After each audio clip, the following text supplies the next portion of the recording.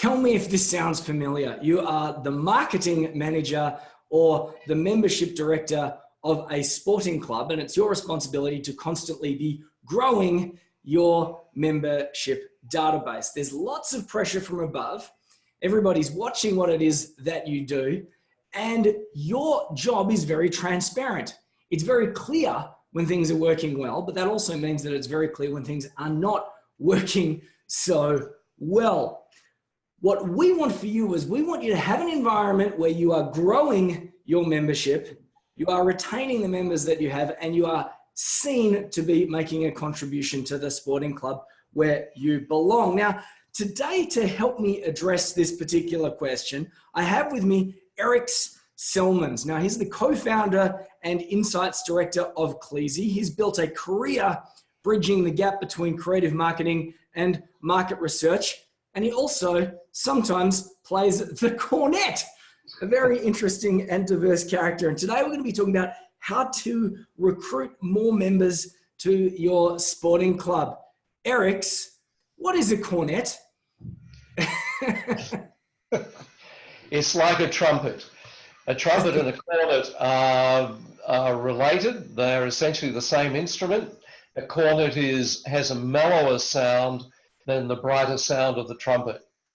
Right, there you go, folks. You learn something new every day. I thought it was, a small version of the ice cream cornetto, but that's just me. So anyway, today we're going to talk about how to recruit more members to your sporting club in 5 simple steps. Where do we want to start, Eriks? What would be the first thing that a marketing manager or a membership manager of a sporting club should do? First, you need to know more about your fans. It's not enough to have them as a data point in your Excel. You need to know who they are as flesh and blood, understanding their desires, their fears, their lifestyle, and that's not just their age and gender or where they live, but it's what they watch on TV, who they follow online, what are their social media channels, where they play essentially, so you can build a fan avatar out of them. Because without knowing that, you could end up going off in a lot of misguided directions. As well, too, there's a lot of people out there that are not yet raving fans. They are probably just sympathizers of the club. And if we know who the raving fans are, we could probably help take the sympathizers on a journey. Yes, exactly. By having that kind of understanding, and using the template of the current raving fan as a model for who you want to attract in the future, gives you a lot more information. Now, you may also think that, well, I've exhausted, my particular raving fan base, and that's fine. Again, by having an understanding of the market, which we'll come to in a couple of steps, is to be able to project these new people into your consideration. Yeah, because every raving fan was once not a raving fan. They were at some point just an interested fan and a sympathizer. So what's an action step if we want to know our raving fans? What's a great place to start? Well, it's really to build a picture of them, the avatar of what they're currently doing, and it take some time to do that out of your current information and seek new information about them. So I guess that's the combination of things like you would probably start with some things, as you said before, the demographic stuff like age and gender and some other things like that and location. But then there's all that other more important stuff, which is how they're spending their time, what television shows they're watching, what they do for a living, income base, that sort of stuff. Is that where we're going? Yes, exactly. Because you can take 2 people of the same age, but they can be completely different people in their heads. what's known in the trade as psychographics, Yes. beyond demographics, because that is so critical, because you might pitch a message at, say, this 35-year-old raving fan that you have, but misguided, because there may be 2 or 3 different types of those 35-year-olds that you need to be appealing to. Yeah. So if we're going to start with an avatar, that's usually the first step to discovering that you might have 2 or 3 or 4 or 5 avatars. And that's the nature of marketing these days. We've got all sorts of different groups of people that we market to, particularly in sporting. Yeah. Well, exactly, because they have a lot of diverse choices these days. So yeah, understanding that side of them and the different motivations is critical. So step number 1 is know your raving fans. And a simple first step is build at least 1 avatar to get started. What's step 2? When it comes to actually reaching them through your marketing channels, and knowing that you will normally have a tight budget, the answer to the question, how do I get more people to spend more money on marketing, is not very popular with CFOs. Using your budget in a smarter way that focuses the marketing spend, using the information you've gained from the avatars, because again, each avatar will have different communications channels. They may follow different social media channels, belong to different online communities. And because certainly a percentage of your marketing is not going to be traditional now, is going to be digital and is more diverse and fragmented.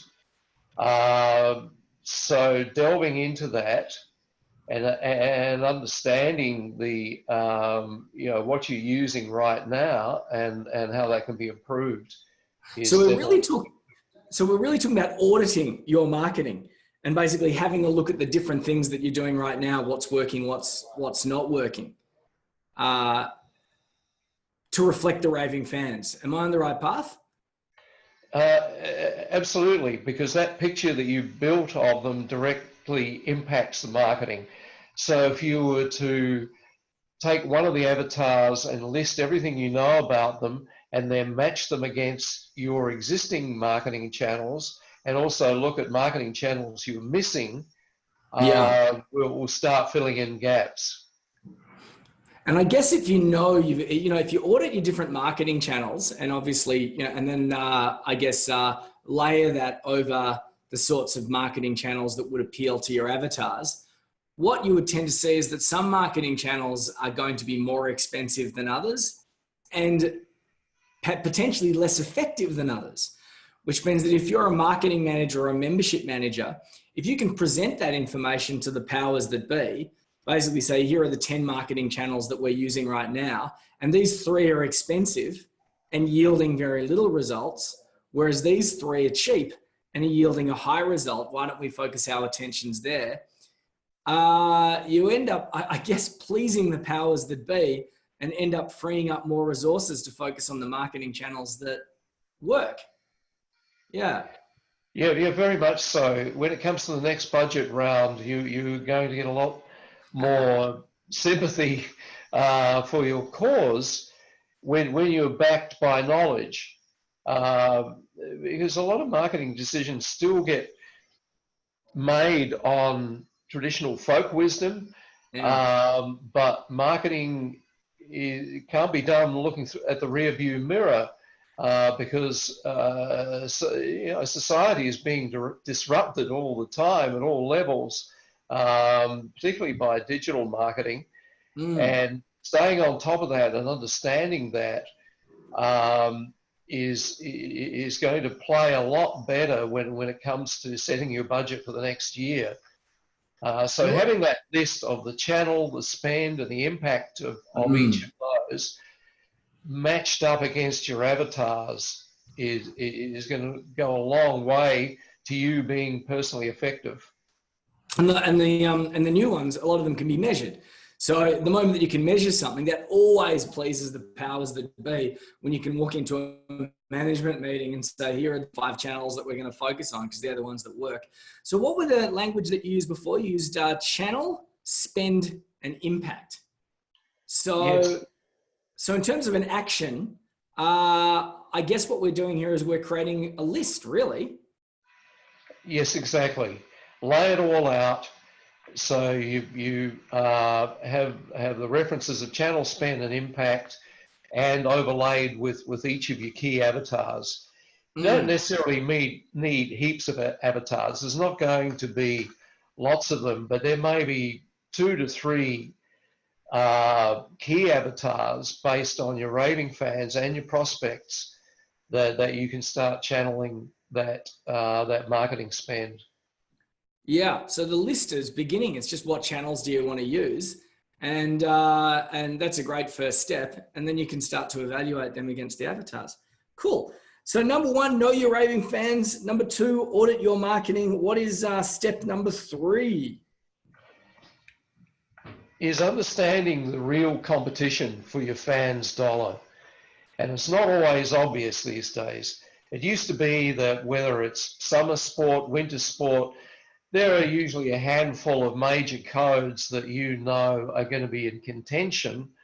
But again, with digital disruption and with the fragmentation of what constitutes entertainment in sport alone, whether it's the traditional sport or sports that have been created for the small screen, even, Big Bash cricket is a great example. It is something that takes place in a short space of time. You can follow it on your smartphone if you really want to. Yeah. It's monetized through that channel, and that's almost below the line activity that you, as maybe a major traditional sport, aren't as aware of. That's just one example. Things like the family pressures on how the dollar is spent. So you may be a die-hard AFL fan, but with the globalization of sport, with millennials, who knows what else? Is it basketball? Is it American ice hockey? What else is out there that you don't know about but's impacting on the family discretionary sports dollar? Well, that there is the real competition in my world and that of my family's. My brother-in-law recently had his second child, and suddenly conversations are being had. Is he allowed to be a member of the golf club anymore? Can he keep that, or does he have to give that up? Does he get to stay a member of the MCG because he's lucky enough to be a member of the MCG? So it's not just other sporting clubs and sporting codes. It's not just international alternatives as well too. It's the real competition can be how other people spend their money. I used to have an advertising business running ads in magazines, and the competition was not other magazines. The competition was billboards. It was like flyers in the back of trams. Those were the real competition. So what's a simple action here for understanding the competition, a good way to get started? Well, again, what you could do, going back to your avatars, is doing a list under each avatar of what they are watching, either live or on screen, big screen or small screen. What are they following online? Again, what sort of communities they may be involved in. Listing all of those and getting a sense of how much time they're spending with them, which is why knowledge of your avatar is so critical. That if you've got an idea that there's some stage of the week where they're regularly watching,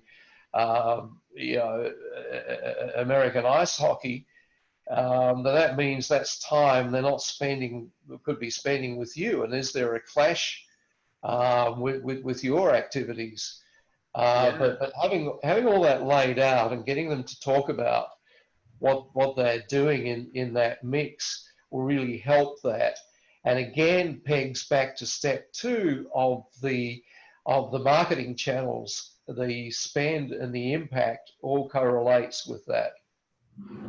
Yeah. So it's, if you're going to write a list, it's things like local sports, international sports, Yep. hobbies, and other family pressures. Because, you know, I know that, you know, if I can spend my money on computer games or sporting clubs, you know, which is the real competition, which someone might, one option for real competition, which other people might not factor into it.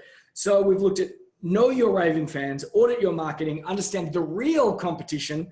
What's step number 4? This really folds into the trail we're building here into getting into people's headspace, understanding their lives. And we're simply talking to people. We're in an age of big data where people will say, well, just collect a whole bunch of numbers and stats. Yeah. People, that's all you need, and let the machines take care of it. Well, pretty hard for machines to be on top of people's emotional drivers, particularly when it comes to their media and entertainment tastes, and why simply sitting down with people in some form and talking to them will get you the real answers behind the what of the stats. What we like to call the why. The why, yeah. Yeah, it's the why behind the what that will give you the real oil on what's going on, so that when it comes to your marketing spend and understanding your competition, you have the reasons why, which flows into all sorts of things like being able to tweak your marketing messages, using emotive language, being able to design fan experiences that they may be getting from another code. So you're really across that. And if you're a marketing manager or a membership manager, it's happened. You've walked into the boss's room, or you've asked me to present in front of the board or something, and they've asked, what does the audience think about this? Not what does the stats say? What does the audience think about this? Yeah. So you need to come up with the answers pretty quickly, because often these situations can develop quickly. Bushfires can erupt at any time, both during the season and off season, and you really want to be able to tap into getting an instant reaction. Now, we find that in our experience that having some kind of forum where you can talk to people is really critical, and not take forever to set it up and get to that. Traditional research takes a long time, both to set up and to get the results, and can be very expensive in the process. By the time you go through a number of needs analysis meetings and so on, and setting all that up, bushfire's been and gone and left the damage, and your board still asking the questions. So we're really in favor of being able to have like an insight strike team, rapid response group of fans that you can chat to at any time to get their immediate feedback, and that you can feed straight back into your club. Yeah, because in sport, I mean, like, it happens all the time. Like, a coach quits, a player, gets into bed with the wrong person, whether that's one of the other players' wives, or maybe it's a bikie gang. It happens all the time. Gets caught up in a drug scandal, all these different things. So if we want to get in their headspace, we want to know, because that's going to influence our marketing messages. It's going to help us if we want to come up with fan-based incentives, and it's going to want us help to respond to situations that are unexpected, where there's a bushfire, there's a spot fire, and we need to put that thing out. So if we're talking about putting together some sort of like a rapid response insider network, What's a good place? What's a good place to start for that one? What's a good action that we can take there? You simply ask them. You've got if people like to be asked. Again, this is an offshoot of the big data age where people will say, when I communicate with a company, I can never talk to a human. I end up talking to a chatbot. I end up talking to a machine. We find in our experience with fans that simply asking them, help us make decisions, tell us what you think, be part of our inside circle. We'll give you some inside information. We'll tell you the results of what happens as a result of you giving us your opinions. Like it's feedback is a loop. It's not one way. But for so long, marketing's run on people just giving up their opinions in traditional, long, boring surveys, and then having marketing messages shouted back at them, but there's no connection in between. So by inviting people to have your say, give your opinion, tell me what you think, is really simple, and people will respond. You can do that in creative ways too. So tell me more about Cleasy. Tell me more about Cleasy, because that provides the platform that allows people to do just that, really. Yes, we work on a system of being able to do something as simple as posting a URL on a social media post or on a website or on an email campaign. Click on it, go straight through to a quick chat, opt in to the database prize draw, to start giving your opinions in wider discussions, and the database is captured within our system, and you can track their participation history, identify who are the most productive people, who are the most forthcoming, and keep them on tap within the platform. And it's all private and secure because our research DNA takes care of things like the data protections and the anonymity and so on that you need to these days.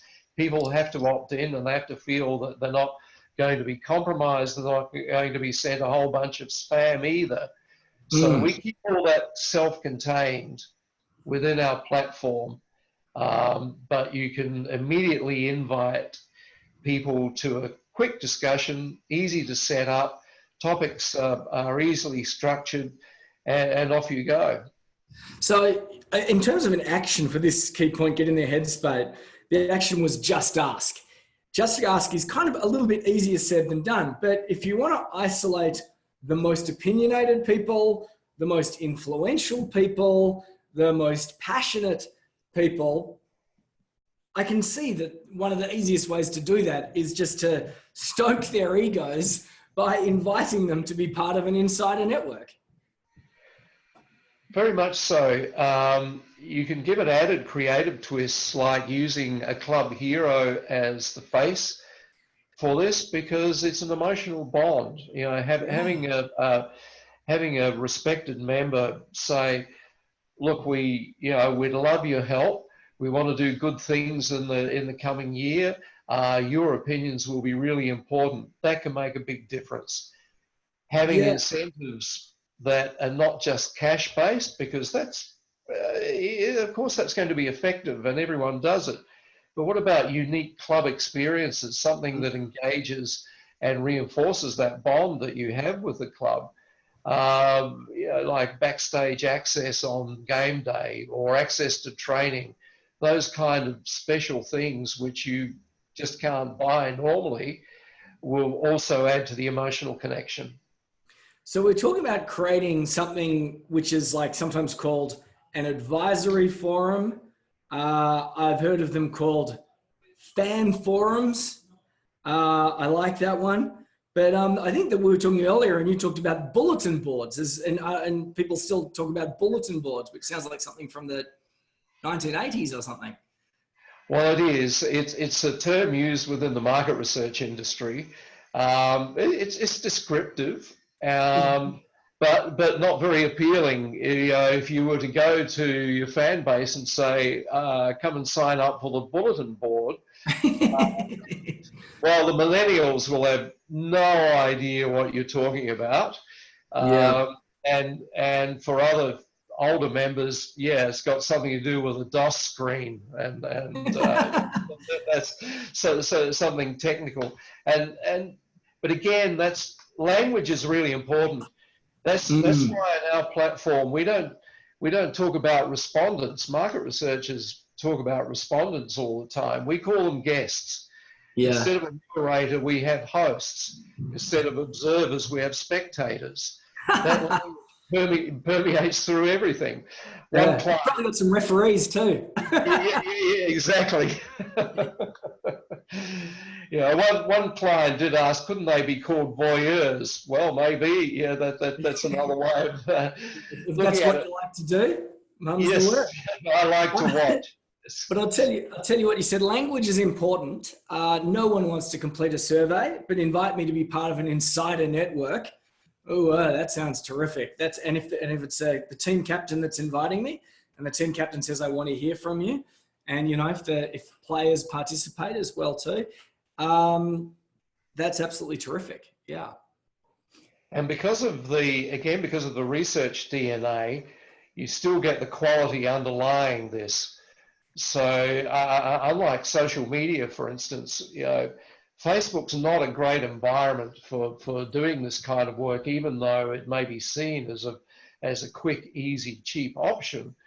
Well, firstly, it's a very cluttered and noisy environment. Keeping people focused is really hard. You're subject to Facebook's algorithms changing all the time, and keeping track of conversations is really difficult. They own the database, you don't. To use one of your phrases, get them off social media. Get them off social media. Social media is great, but if you want to use it as a business tool, get them off social media. Yeah. Well, exactly. So that's our mantra, and our platform was designed to do that. So you get them into your own contact list. You own the contact list. It's your secure environment. It doesn't go public. Yeah. You can keep it private and be pretty honest and direct with people. We find that the more direct you are, the greater the feedback you get, because that's what people like to do. Yeah, and with social media, it's a funny thing. People put on they put on masks. It's not completely honest. It is it's not the real them. It's an elevated perception of themselves that they like to portray to other people. Yes. On social media. So if we have a look at our 4 steps so far: know your raving fans, audit your marketing, understand your real competition, get into their headspace. And we've got a hot tip there. Check out the Cleasy platform. What's number 5? Love the one you're with. Like the song. Yes. Thanks to Stephen Stills. Really taking the 4 preceding steps, consolidating them down into this real understanding of your existing fans and the ones who are coming on board, so that you can retain them.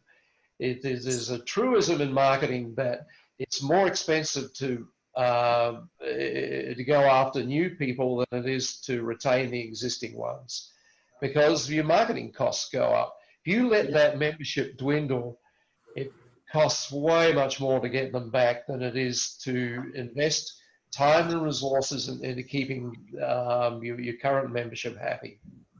So this cannot be a discussion about recruiting members without a discussion about retention of members, because if you are a marketing manager or a membership manager and you're accountable to membership levels, the smartest thing that you can do, obviously, is, what did you say? Love the ones you're with. Love the one you're with. And keep those members on board. And if you want to keep your members on board, well, what did you say? Review the past 4 steps. If you know your raving fans, if you audited your marketing, if you understand your real competition, if you've jumped into their headspace, the likelihood of you keeping your existing fans is going to go way up. Any final tips or steps or hacks or ideas for anyone that wants to retain their existing existing staff members? Well, that as well.